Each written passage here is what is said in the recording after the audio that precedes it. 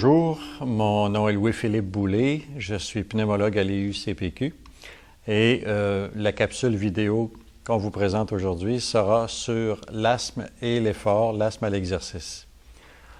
L'asthme affecte environ 10% de la population, mais suite à l'amélioration de nos connaissances de cette maladie dans les dernières années et les traitements qui sont devenus disponibles, on peut en réduire les effets vraiment de façon parfaite afin de mener une vie normale.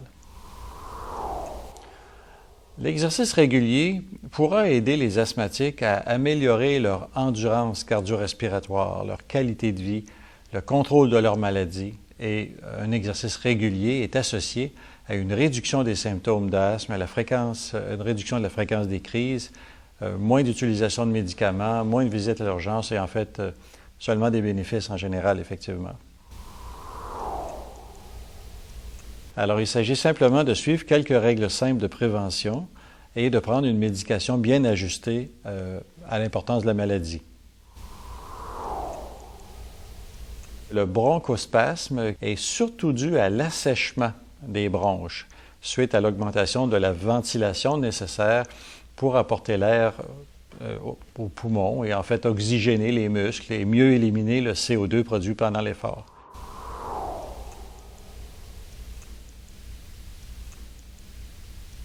Il faut simplement apprendre à protéger ses bronches. Il est donc important pour tous ceux qui font de l'exercice de prévenir les manifestations de l'asthme s'ils en font et d'essayer de minimiser l'effet de l'environnement sur le système respiratoire.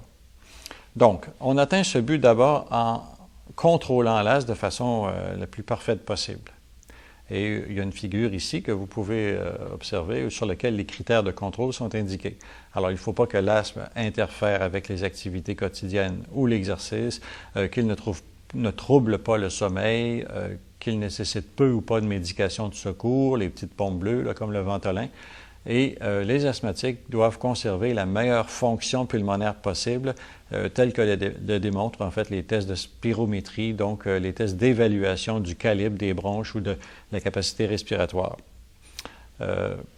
La maîtrise de l'asthme sera donc assurée en évitant d'abord le contact autant que possible avec les allergènes auxquels la personne est sensible, en prenant une médication bien ajustée régulièrement, le plus souvent sous la forme d'un anti-inflammatoire bronchique, tel un corticostéroïde en inhalation, les petites pompes plutôt jaunes ou oranges, et en assurant un suivi médical régulier.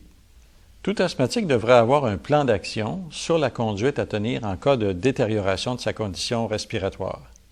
Pour ce qui est des conseils spécifiques à l'exercice, il était suggéré dans le passé de prendre un bronchodilatateur, comme les pompes bleues, avant de faire tout exercice. On sait maintenant que si l'asthme est bien maîtrisé, ce n'est pas généralement nécessaire d'en prendre. L'effort devrait se faire sans problème et sans causer de bronchospasme. Si l'air est très froid ou dans des conditions environnementales qui ne sont vraiment loin d'être idéales, on peut toujours se protéger quand même en prenant un bronchodilatateur avant de faire l'exercice dans la demi-heure qui précède, comme par exemple 2 bouffées de Ventolin.